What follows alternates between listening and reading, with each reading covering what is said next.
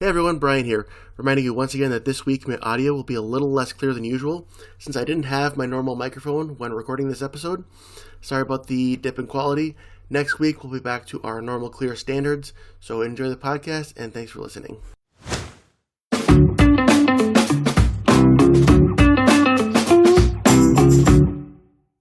Hey everyone, welcome back to another episode of TV Guys, the show that takes original content and talks about it until it's no longer good. I'm Matt. I'm Brian. What a intro. You're welcome. I figured we really need to highlight the effectiveness of what we do. So you're welcome. All right, fair enough, I guess. I mean, we all love TV. You wouldn't be here if you didn't love TV. And so there's a lot of shows out there, but there are some shows that are just like brand new and original ideas. And then there's some that are from other universes, that are spin-offs, that are adapted from books, etc. And as I had thought about this idea, I realized there are a lot of shows that fit under this heading. Every single freaking Star Trek show is under this heading. Every show that's on Disney Plus pretty much is under this heading. So along these lines of spin-offs and different things, I messaged this to you, Matt. You didn't respond to it, but I heard somewhere that a TV writer who writes an episode that is a character's first appearance outside of the pilot, they're technically credited as creating that character, and they get paid for every episode going forward that character's in. So imagine the guy who wrote the first episode of Cheers with Frasier.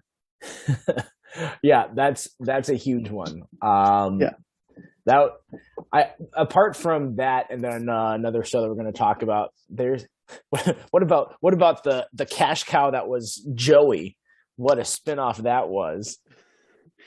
Yes, everybody remembers that Joey was a thing. Yes, always. I'm a huge Friends fan. I never finished Joey. I think the network finished it for us. I watched every episode, but I couldn't tell you too much about the show. I don't remember a whole lot. All I remember is it had the younger kid in there was the kid that was on the Nickelodeon. Speaking of adapted shows, the show Animorphs. He played the alien in it. Oh, okay. And I remember when Animorphs came out, and I was so excited for it because I love the books. And I'm watching this show, I'm like, this isn't great. And I was a kid. I had lower standards at the time. I thought Space Jam was a good movie. So, And as you should, because it is a good movie. You're talking about the old one, right? Yeah. 96? Yeah, the one that's a great movie and you have nothing bad to say about it? Sure. We can go with that. I thought so. That's what I thought. Way to represent for the Space Jam crowd.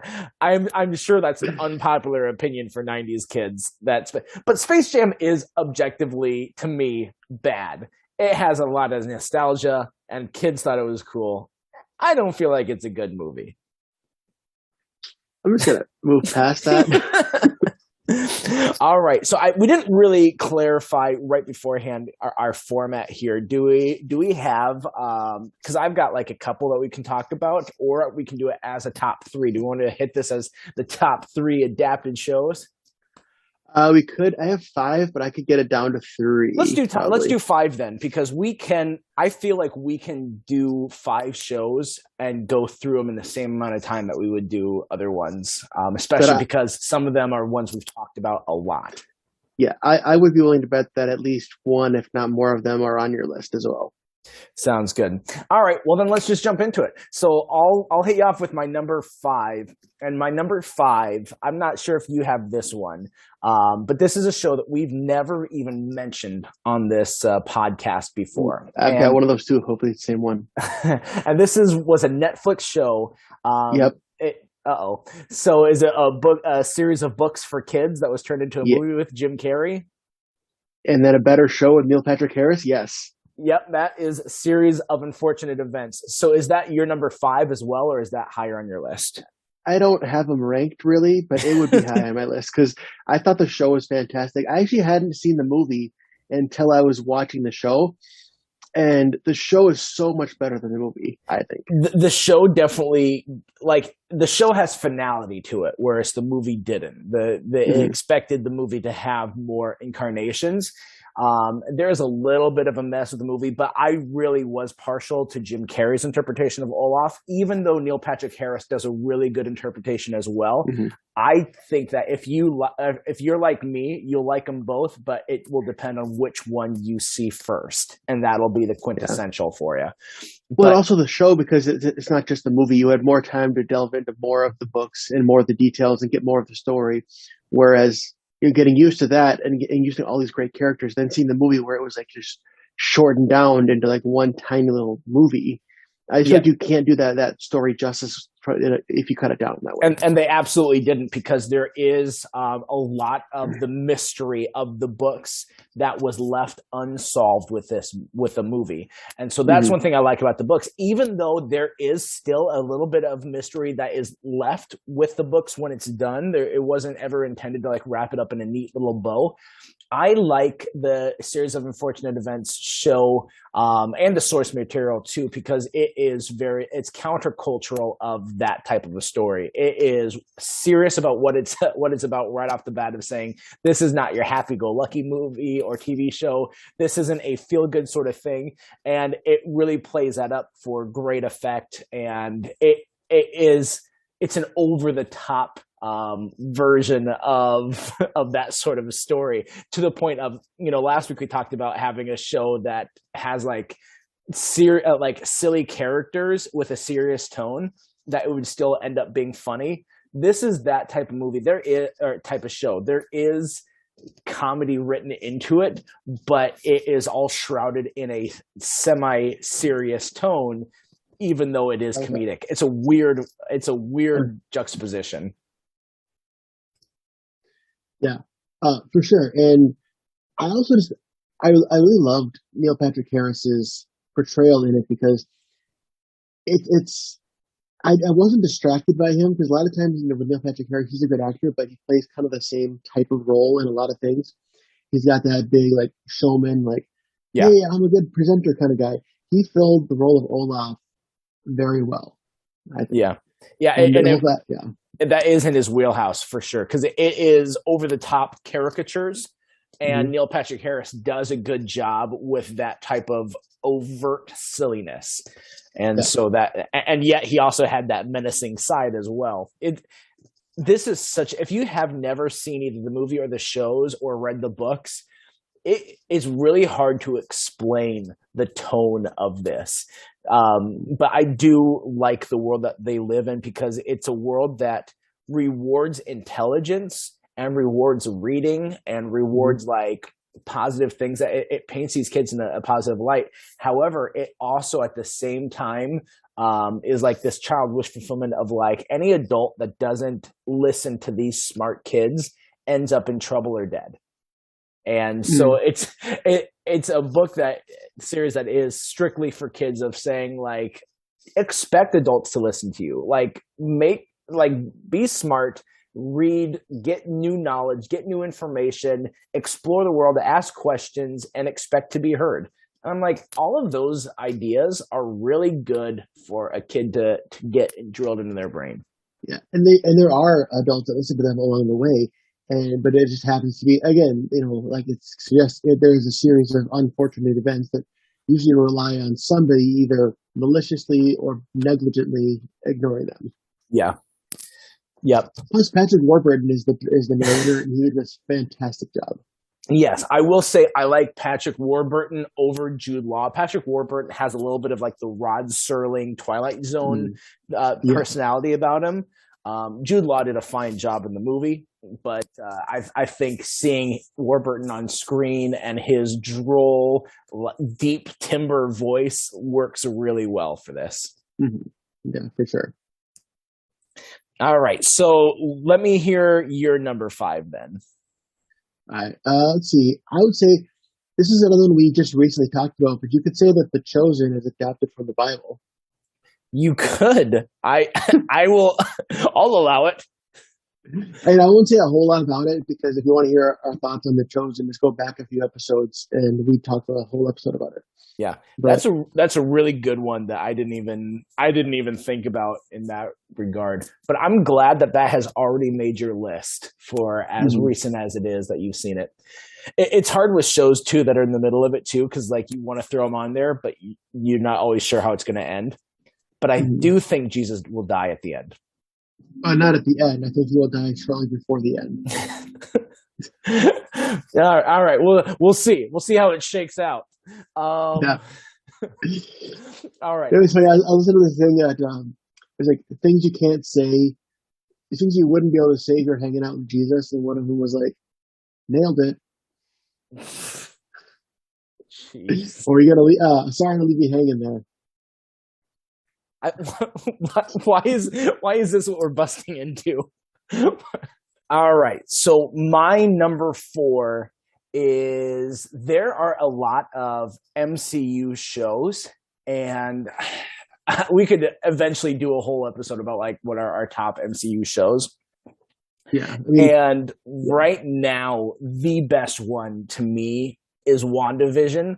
I really enjoyed everything it's about still my favorite WandaVision. too. Yeah, And it's great. Like, you know, I know some people are like, oh, I like Loki more. And no problem with Loki. Loki was fantastic. And I might, after Moon Knight is done, I might actually like Moon Knight more than WandaVision. So far, it's piquing that interest for me. And we'll see how it ends. But WandaVision was super great in terms of like the themes of it were so strong of like the grief that both of these characters are going through, because everyone knew right from the beginning, everyone knew that Wanda had lost Vision, and so you're kind of like watching to you kind of watch her go through the 5 stages of grief in the WandaVision world, and you get to do it through a really unique way. I love when Marvel takes risks like this of telling stories in an odd sort of way. And so for this to be the first Disney Plus show we saw, it was just so captivating. It was so fresh and exactly what we needed to kick off phase 4 of the MCU. So I'm going to put that at my number 4. I stay away from the MCU shows because they're all. I mean, they're all adapted from comic books and from the MCU. But I did love WandaVision, and what got it for me partially was because all the TV references, which not surprising because we were on this podcast. I loved all that, and the characters like they brought back so many fun characters. Like who'd have thought we'd see Darcy from the Thor movies, or Jimmy Woo from Ant Man, or Monica Rambeau from Captain Marvel. It's like they're doing their own like Avengers of like the side characters, Yeah. which is fun. And they fed off of each other really well too. Yeah, Especially the Darcy and Wu connection. I love both yeah. of those I, guys I together want to was see great. them. I want to see them back again. I'm not sure if they're scheduled to be in Multiverse of Madness with Wanda, but I hope they show up in something again. Yeah, I love that the door is open for any of these side characters that we've ever seen before to pop back in. Like what's the name of Ant Man's friend, the guy who always tells the stories? Oh, Is it Luis? Luis. There you go. I could remember the I, actor's name. I couldn't remember the character. I could just have a whole montage about him recapping the entire. So there's this guy, he was Iron Man, and then like go from there, like have him narrate the whole story so far. I think that would be. I would be here for it. Yeah, that would be great. Sometime we need to see. We need to see that. Maybe we'll get in an Ant-Man 3. Who knows? Maybe another one of mine. Another Medics 2 are both ones we've talked about in this podcast. I'll talk about the Mandalorian, which is obviously adapted from the Star Wars universe. Yeah, that's a great show. I didn't have that on here. I like it, but I don't like it more than my top 5. Yeah, that's fair. What I like about it is, with Boba Fett, it's a character who is in the Star Wars universe, whereas the Mandalorian, at least at the beginning, I believe it was all original characters in a familiar world. And then later on, they started introducing some characters that we knew. So it kind of Yes, gave it that freshness within the confines of the world that we love. and we really needed that. If there was a Star Wars fan as they were watching this, there was a little bit of a weariness with the Skywalker family and that set of characters. And even though a good amount of Mandalorian takes place, especially in season 2, on Tatooine, and that was another one of the complaints of Star Wars fans, they want to see a little bit more of the galaxy. Even then, there was still enough freshness that like the season 1 brought a lot of freshness, and season 2 still had freshness, but also was able to then do some fan service. I remember people freaking out at the end of season 2 when Luke comes back, and like that was this huge deal, as rightfully it should be. And the fact that it was such a big deal shows that people are losing a little bit of that Star Wars weariness because they're doing something different. So Mandalorian gets major props for that. Yeah, definitely. And I'm excited whether it's Boba Fett or Mandalorian. We've talked about how they're basically the same show. I'm excited for. Are they both coming back? I think. I'm not sure about Book of Boba Fett, but I know that the character is. Okay. So, anyways, we'll be here to talk about it, I'm sure. Yeah, absolutely. We might have our buddy Jeff on too. And speaking of Star Wars stuff, we got Kenobi coming up very soon, so that might jump into this one of these slots. Yeah, it definitely should. So my number 3 was a show that I brought up when it first came out and talked a very little bit about it, but we really didn't go into it. And this was a series of books that were turned into 2 movies starring Tom Cruise, and then it was an Amazon Prime series earlier this year. And that is a series called Reacher. And so Reacher is based off of the Jack Reacher books. And I loved the movie with Tom Cruise, the first one. The sequel was not that good, but that movie like made me fall in love with the character. I never read the books, so that was my first introduction into the character. However, one of the big complaints that people had was that Jack Reacher in the books is a like The Rock, Vin Diesel type, like huge guy. I guess Vin Diesel's not quite huge, not the guy to bring up in that conversation, but like built like The Rock. And so the actor that they casted does a good job of showcasing that.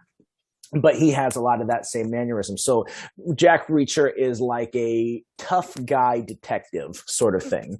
And the conspiracy that unravels in Reacher is really well done, handled very well.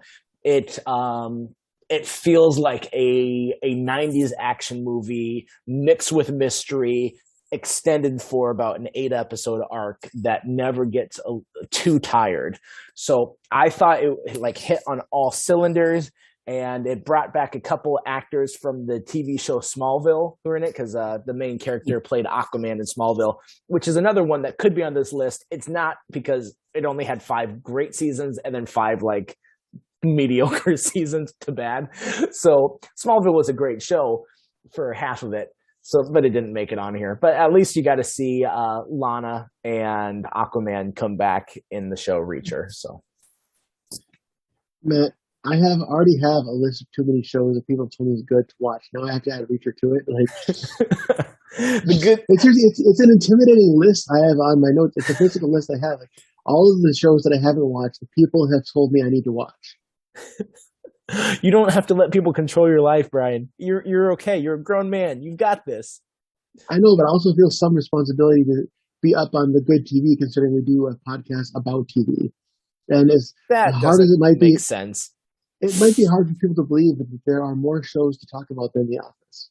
No way.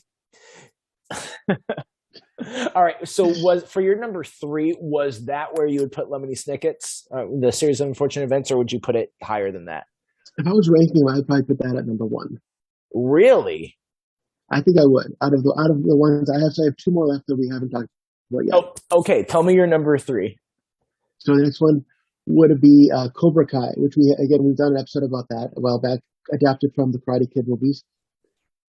I forgot about that, and that actually might edge out Series of Unfortunate Events. If I had remembered that, I might have put that at number 5 over Series of Unfortunate Events. Although I'm glad we talked about that show. Yeah, which we haven't talked about season 3 since when we did that episode. It was before season 3 aired, and so I know you and I have talked a little bit about our thoughts, but just to kind of share with the audience, I thought season 3 I was impressed with it because it had the potential. It had the potential to be kind of stale. Yeah. I liked a lot of what they did with Miguel, or not Miguel, a lot of what they did with Johnny and Daniel. Not so much what they did with all the kids, because I feel like the kid storyline, them constantly getting in fights and like every little thing that someone says, oh, now we got to have a battle. We just got old. Yeah. That's a show that the tension on it is sometimes a little too manufactured, but there are other times when it hits on its cylinders pretty well. And I thought that the way that they reconciled to have Johnny and Daniel and their rivalry in that final season of or that last season we watched having to work together, I felt like that was a little bit more natural of a tension. You know, that is kind of how they would be, of like teasing each other and mocking each other while doing it, and a little bit of like, well, I'll try your way, but it does seem rather stupid. So but then at the end, when it came to the tournament, they were like, Daniel was telling Hawk, you were in Cobra Kai, use your Cobra Kai methods. And then I think Johnny was telling, was it Sam, like, hey, use your Miyagi Do methods. Like, it got to the point where they're in the ring with their opponent, that they realized, hey, maybe my way isn't the only way to do this. Yeah, and I think that's a great theme for that show. Of it does highlight the dichotomy between the two, where it's like they both have what they've stuck to, and they have had success in what they've stuck to, which is why they keep doing it. But if you were able to combine like the strengths of both of them, you can create a fighter that would have more strength because they have two different mentors that are helping them out. Like I said earlier about the kids kind of drama being just kind of old after a while. My favorite moment, and I resonate with it so much, when they're at like the drive-in movies and they're having all their fighting and they're lining up like they're gonna rumble, and then Dimitri comes in like with popcorn or something, and he's just like, oh, really again? We have to rumble now? Like, I love that part. Dimitri's my favorite character because of like his moments like that. I'm so tired of this. This world is terrible. All right. My number 2 show. So this is really going to speak volumes about my number 1. But my number 2 show is The Office. So we've talked plenty about The Office. Now, The Office, I love. It's a great show, top tier show. And a lot of people know that The Office is based off of the UK version. I thought that worked in terms of adapting a show. And so sure. You can't, I almost like, because at first I was like, oh, well, I could do Whose Line Is It Anyway? Because Whose Line Is It Anyway is also a great show. I love it. It's super funny. It's one of those fun shows that it's really easy to relax to. It's on HBO Max.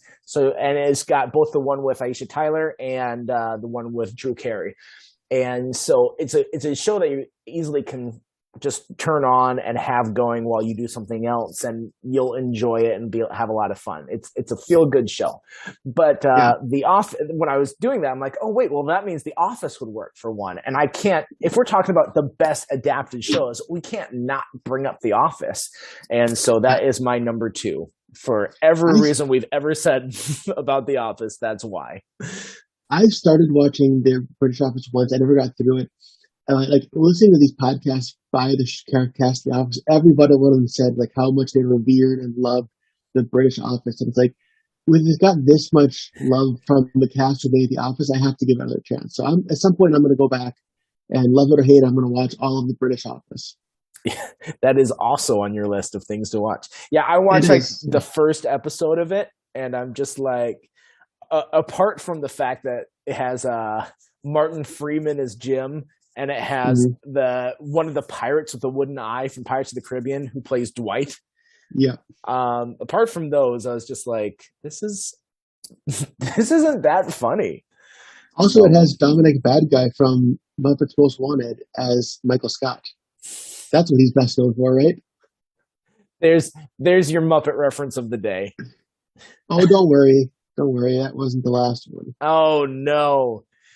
All right. What's your number 2? Is that all you had about The Office? Yeah, because we've talked about it to death. There's not one thing to pick out to say why it's as good as it is. It's just a timeless classic. It's okay. All right, fair enough. So my number one is one that just started. I just finished watching it. You know what? I know Paul hates when we do Muppet references, but this is a show I'm able to watch because of his Apple TV Plus login. So thank you, Paul, for letting me watch the Fraggle Rock reboot, Fraggle Rock Back to the Rock. That is holy crap! That is your top. Well, it is fantastic. I'm almost through it now. It's so good. Oh man! No, go ahead and share your piece before I mock you relentlessly. You can mock me all you want. Fraggle Rock, the original, is so underrated because the whole point of the show back then and now was kind of, Jim Henson had the idea. I want to make a show that can end world peace, that can like promote world peace. The whole point that can end world peace. So he's the reason for all of our war, guys. Bring Jim Henson. So like there's there's different species. There's Fraggles, and there's like the tiny little creatures called the Goozers, and then there's the creatures called the Gorks, and like they all are in conflict, but they all need each other in different ways. It's all about harmony and learning to work together and learn about people, and just it's got that message, but also it's just so creative. All of the five main Fraggles, they all have their own specific, unique personalities. They're all different.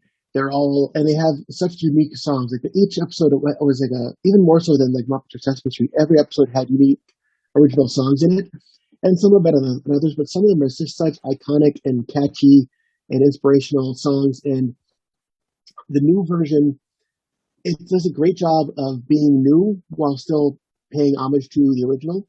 Like most episodes have like an original song, and then like a reimagined or a retold version of like an older version of the song. And they're bringing in like really random celebrity guests, but I'm guessing to do voices. But these have to be people who were fans of the original growing up, because like two of the big ones they brought in were Kenan Thompson and Ed Helms are both in the new Fraggle Rock reboot.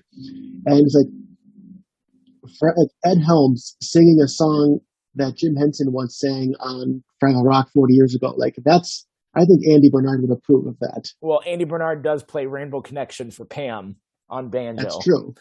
Yeah. So. No, I think it's fun. I mean, especially you won't appreciate it as much if you hadn't watched all of the original series like I had, but it's just, I can't stop watching it. And it's so good. Well, Brian, there is a Fraggles Rock Anonymous that you can go to, and they can help you with your problems. Oh man. And they even, so out of the original, I mean, this is like a long time ago, there are two of the original performers who are still back performing.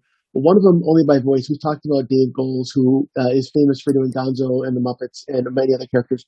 He is only dubbing the voices. He's not actually on set performing his characters, but he's reprising through voice his characters that he created so many years ago. So it's kind of cool to have that continuity back.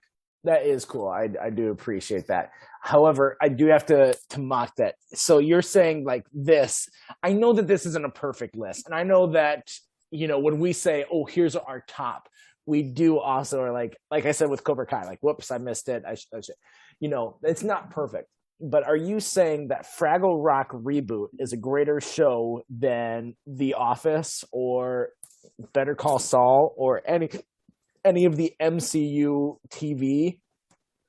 What I'm saying is, as a reboot, and you're talking about the show itself, that's different. The Office is going to be The Office and Cobra Kai and some of these shows and Better Call Saul. They're all going to be higher on my TV ranking when I make it for next year than the Fraggle Rock reboot. But as far as the fact of a reboot of combining an original story with paying homage to the original, and in that aspect, I think Fraggle Rock does that better. But whereas The Office is better as a show in itself, The Office got better once they kind of shed the confines of UK Office. Yeah, I guess then the qualifications I have are different. Like I didn't even think of it that way. I thought of, okay, what are best pure shows? What are the best shows that happen to be adapted? So I see where you're going from. Yeah. Well, technically this will be more of a reboot than an adapted show, but we already did an episode about reboots before the show existed. And I want a chance to talk about this show, so I can do what I want, so I can talk about it. True.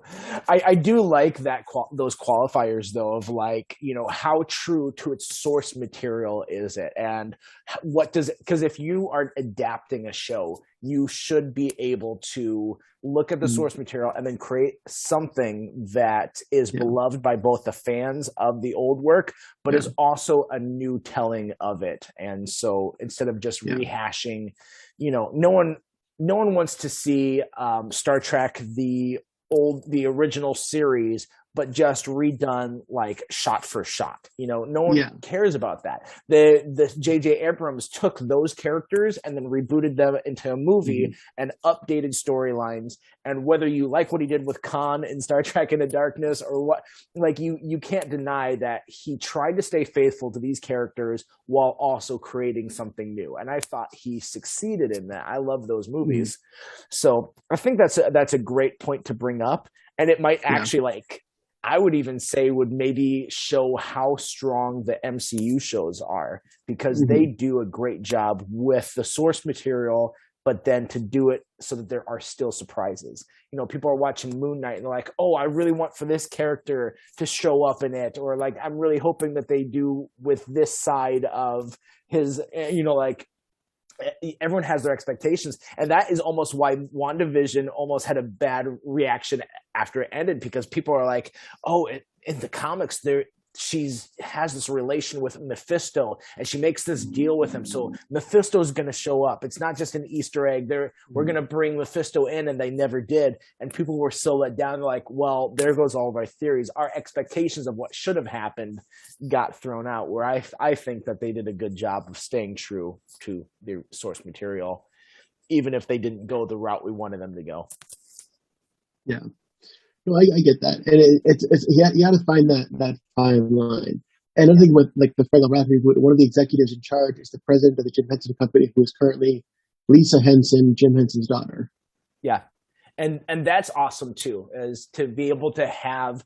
I love that they're able to pay homage to their dad and like to carry his legacy, and like Hmm. because the Jim Henson Company is really influential. It's not just Muppets. It's Sesame Street. It's Fraggle Rock. It's Dark Crystal and Labyrinth, and so there are a lot of stuff that he did, and no one else did puppetry the way Jim Henson did. No, for sure. Yeah. I've All said right. for sure like 10 times in this podcast. Oh, for sure. Well, that's because we're on the same page. Or you're Yeah, just filling the void because I cut out on you for internet and you're like, I got nothing else to say. yeah. That definitely Hopefully, didn't happen. hopefully I'll be able to cut around those issues so that the audience didn't know. Yes. Yep. So that qualifier then ties into what my number one is, and I already said it. I didn't mean to accidentally say it, but my number one is Better Call Saul, because that show Hmm. is just so good. Not only Hmm. is so a little bit of context for me. I think I said this before that my favorite show, period. I think the most well done one is Breaking Bad. Breaking Bad is just so purely good, like written super well, like the best acting I've seen, even in movies, like some of the best acting, like you know, uh, Bryan Cranston's phone call he does in the episode Ozymandias, Hmm. where he's like threatening Skyler, but also like saying goodbye to her, like because he knows that the cops are listening, so he has to kind of threaten her, but he is also like saying goodbye to her with his own like code, and yeah, like the way he acted that scene Hmm. was so emotional. It was like if you could give Oscars, he would deserve an Oscar for that Did he win episode. an Oscar for that, or an Emmy I for think he Breaking did Bad? though. I think he did, because if he didn't, like that's a travesty. But I think that Yeah. he did win an Emmy for best lead actor. Well, Um, and props to Vince Gilligan for being able to recognize the potential of Bryan Cranston, because he yeah, had just spent 7 years playing the goofiest dad ever on Malcolm in the Middle, and thinking, "Okay, this is the guy who can play this serious role," but he nailed it. yeah. Who did? Who was it that maybe it wasn't you that, because I think someone told me this. Who was it that they originally like were pushing for? Vince Gilligan had to push for Bryan Cranston, but the producers wanted someone else, like who was a little bit more of a serious actor. I don't know. Oh, so I didn't hear it from you. Well, Nope. look it up. Look it up, everyone. I'm sure you'll be able to find that story online. But I remember they were pushing for it, and you're right. He saw that in Bryan Cranston. Is like, no, and Vince Gilligan is really good at that because he knows that comedy takes really strong acting. If you're good at comedy, you're going to be a good actor because you have to like hit the timing, you have to hit the mark, you have to know how to deliver lines in the best possible way in order to get a Mhm. laugh. So Yeah. he purposely, the same with Bob Odenkirk. Bob Odenkirk wasn't some big dramatic actor before Breaking Bad, and so and even though he was more the comic relief, he still had dramatic chops to carry a lot of his weight in the scenes he was in. And now in Better Call Saul, like they are able to take what they learned in Breaking Bad. Like you look at the early episodes of Breaking Bad and the early writing of it, it was lightning in a bottle because there was a little bit that did happen on accident. They weren't Mhm. entirely sure where they were going to go. They were trying out different things with their cinematography. They didn't have their methods down 100%. It wasn't bad by any means, but it was experimental. And they eventually like were able to settle into their norm and figure out exactly how to do what they wanted to do. And they were able to bring all of that knowledge into Better Call Saul, which is why I feel like Better Call Saul might be a better show than Breaking Bad. And Yeah. that shows and that speaks to the quality of the writing, that speaks to the quality of Breaking Bad, and speaks to the quality of Better Call Saul. And for them to follow up the best show ever created with this other show that is maybe equally as good, maybe even better, that is just astounding. So Yeah. that gets my I think top honors.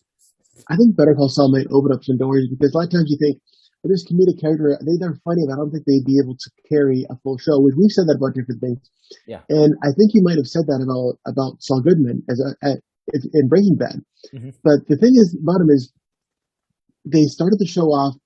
You get so much history and nuance into what makes Jimmy McGill / Saul Goodman who he is, because in the first few seasons it was all about his relationships with his brother Chuck and Howard Hamlin and Kim. Like those three were the biggest characters.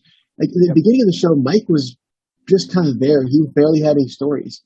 He's kind of, and then we didn't have Gus yet. We didn't have Salamancas yet. It was just Jimmy and his lawyer career, and then every now and then checking in with Mike.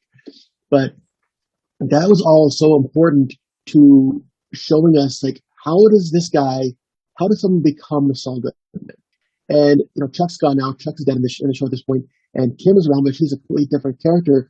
And I know you said that they're doing more stuff with Howard, but the last couple of seasons he's barely been in the show at all, because I think he's gotten to the point where now we've seen how he becomes who he is, and we know where he's going to be coming because we've seen Breaking Bad, and so that gap is becoming smaller and smaller, Yeah. and like we're all in now at this point.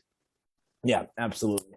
It's so good. And I did not expect to have these new characters that I love as much. Like Kim is a fantastic character.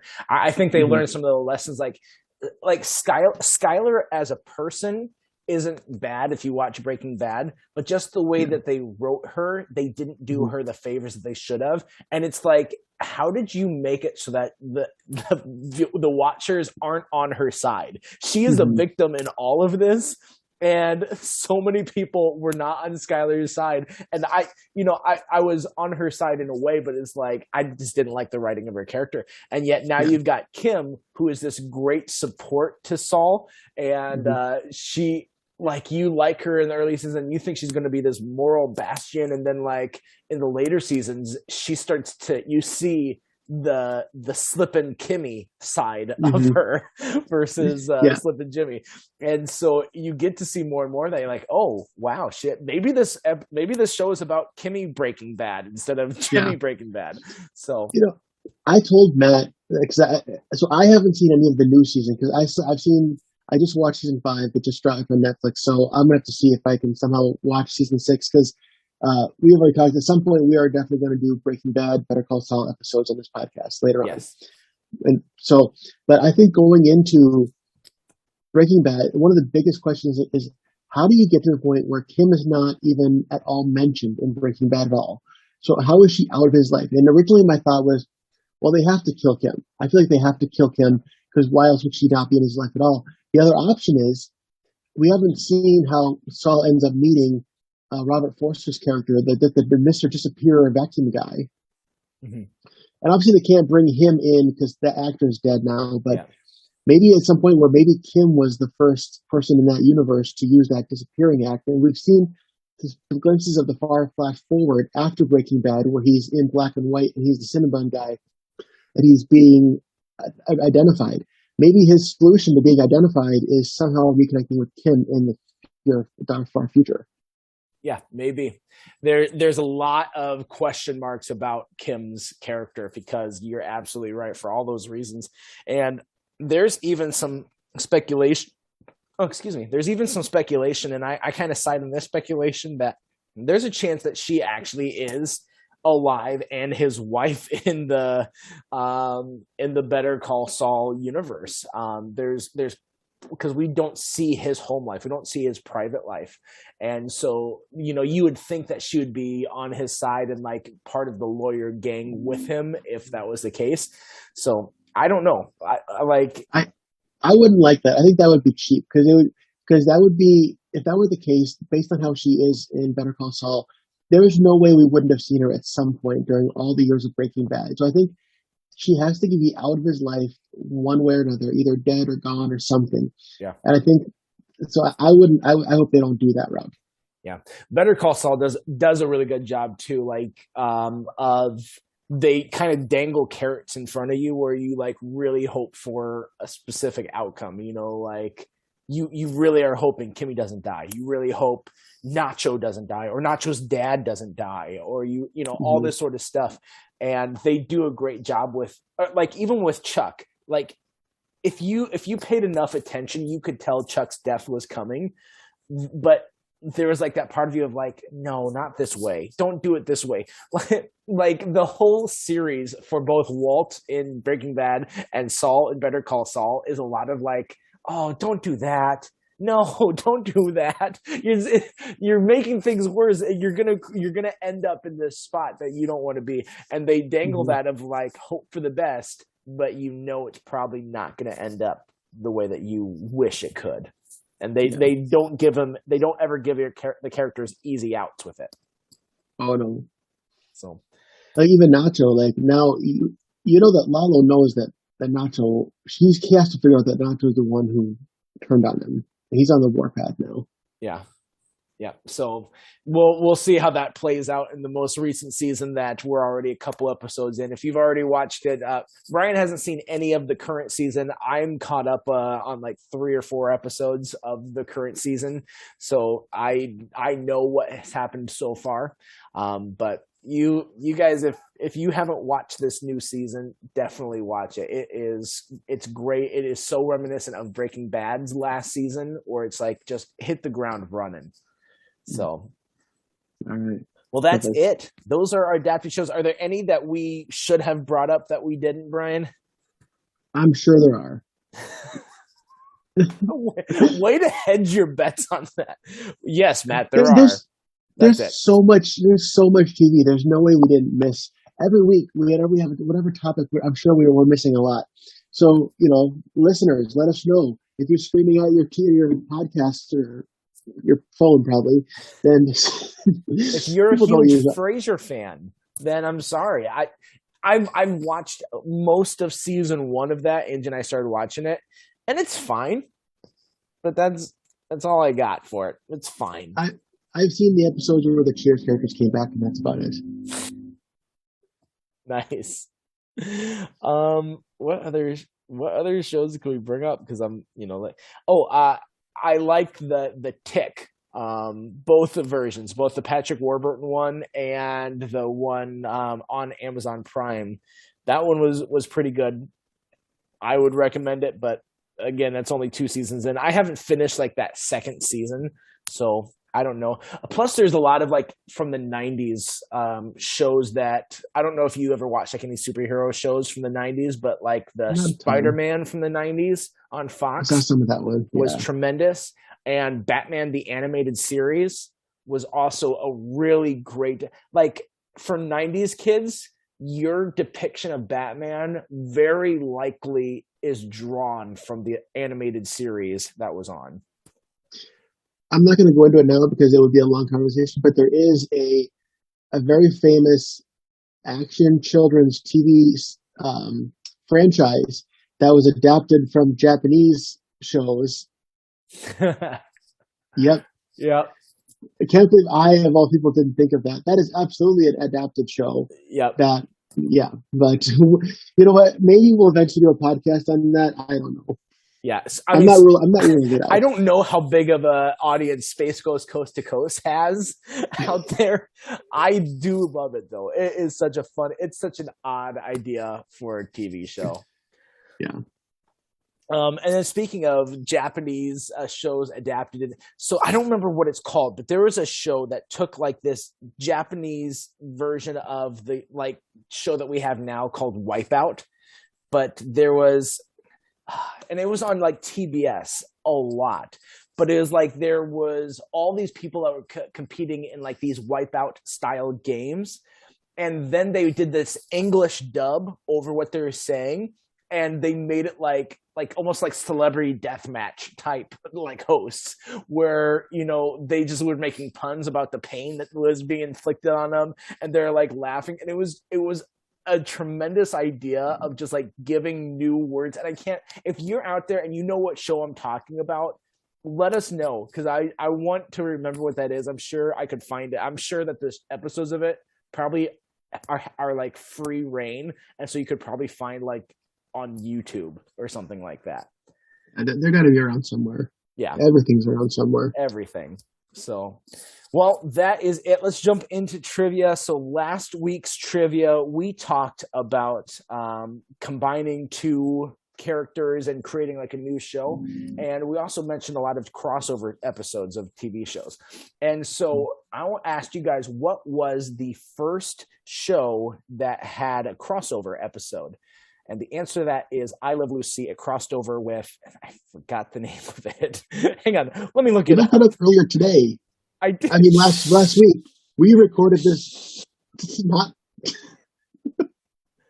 I had a long dinner. I'm tired. Yeah, so listeners, we may have recorded 2 episodes today because to pat ourselves, because Matt's going to go on vacation because he thinks he gets to leave every now and then. Oh, really? Okay. It actually was Superman. So they did a couple different crossover episodes of I Love Lucy. And one website falsely said that it was crossover from the Danny Thomas show, but that aired in 1958, where the Superman episode that they crossed over aired in 1957. So they did a crossover, I Love Lucy and Superman, as the first official TV crossover. You've learned something new today. You're welcome. Yeah, for sure. All right. And we totally have another trivia for this week. Right, Brian? Yep. So in the Netflix Lemony Snicket Series of Unfortunate Events TV show, Neil Patrick Harris shares the screen, although I don't think they're in the same, I don't think they actually share the screen, but one of the other recurring characters on that show is one of his contemporaries from How I Met Your Mother. So which actor or actress from How I Met Your Mother appears in Lemony Snicket's Series of Unfortunate Events? I'm going to blink. I watched this. It was a couple years ago. I watched it all. I don't remember who that was. So you'll have to look it up, or you'll have to wait for me to tell you in just a couple seconds. We're just shattering the reality. Their reality is already shattered. We're living in a simulation. Don't you know that? Yeah. When you're saying last week, we talked about the combining characters, because for us, that was just a few hours ago. To me, last week we talked about Ted Lasso, but that was a few weeks ago for the audience. The world is shaking. It's falling apart. How could you say this? Now you know the behind the scenes. Everything is ruined. Yeah. All right. Well, hey, great episode. Lots of fun. Like I said, tell us shows that are adapted from other sources. You're like, why didn't you talk about this? Mike, if you're listening, I'm sorry that I didn't bring up really too much about Star Trek. I mentioned it, but I didn't bring up any of the shows as top tier. So I'm sorry for that. but they didn't make my top 5. So any other shows that are adapted, let us know if you love them, if you think these should be higher, and we'll give you a shout out if you give us a shout out. So anyway, until next time, I am Matt. I'm Brian. And we're reminding you to stay tuned and keep watching.